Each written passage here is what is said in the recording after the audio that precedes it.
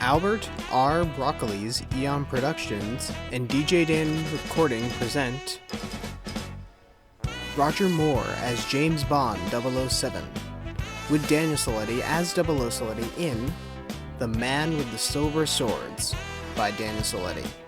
Read to you by the author. Based upon the James Bond 007 franchise created by Ian Fleming and Albert R. Broccoli. Music by John Barry. Title song performed by the Ian Rich Orchestra.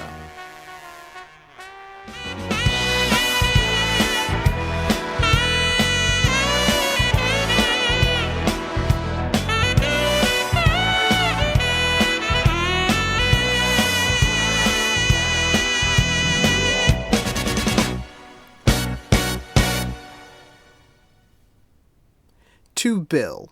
Let's make something someday. Or at least meet, somehow. Chapter 1. Delivery. Bond walked up and down the sidewalks of one of Concord's streets. He was carrying a small lunchbox. He finally found the front door to one of Concord's schools and entered it. Bond walked through the halls until he found the main office and approached the desk inside where the secretary sat. "Good morning. My name is Bond, James Bond. I have a delivery for my niece." "Ah, yes, Mr. Bond. We've been expecting you.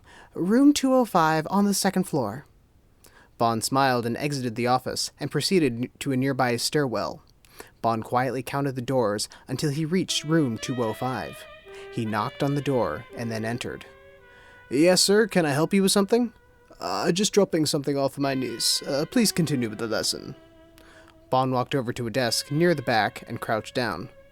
"Hello, darling." "James, what are you doing here?" "I'm here to rescue you." "Rescue me?" "That teacher of yours is an extremely dangerous criminal and is on the MI6 most wanted list." Bond pulled some papers out of a suit coat pocket he was wearing. The papers listed that this was indeed a man who had connections with world-class thieves. "Here, take this." Bond handed her a ruler and a pencil. "The metal trim on the ruler extends and is flexible, and the tip of the pencil is coated with poison. I would like for you to do the honors." "But James..." Bond tilted his head in concern. "Fine, I get it." "Leave the distraction to me." Bond opened the lunchbox and pulled out his Walther PPK and clicked it. "Perhaps it's time to take this gentleman out to lunch." Bond then got up and started to raise his weapon at the teacher.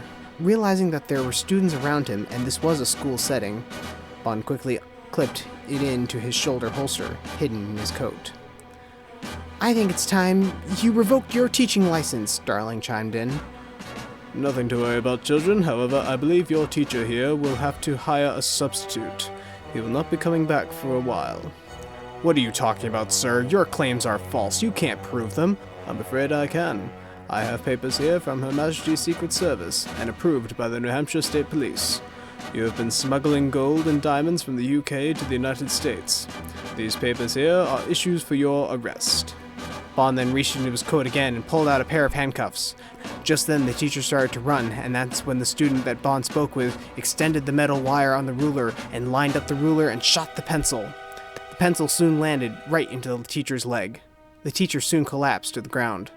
Bond then dragged the teacher out of the classroom. Soon a voice came out from the room. "Cut!"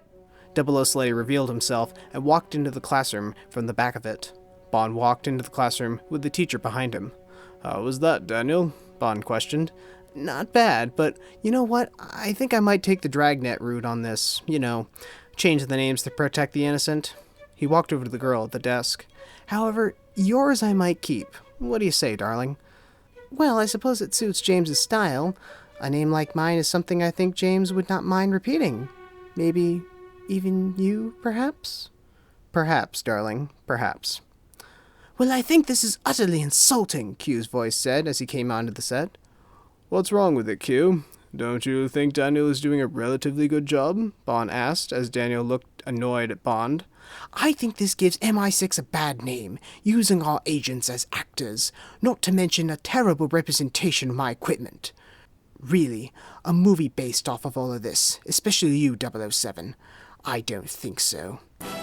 "Oh, Q, we're still on vacation. Enjoy yourself. Come on, I know a place on Main Street that has some amazing food. In fact, there's a street fair called Market Days going on. It'll be fun. I'll go, Darling said. It sounds like a marvelous idea. Won't you come, Q? I think it's a better idea that I stay here. Work on the props. Q regarded. Bond, Double Siletti, and Darling all left the set and drove on to Main Street.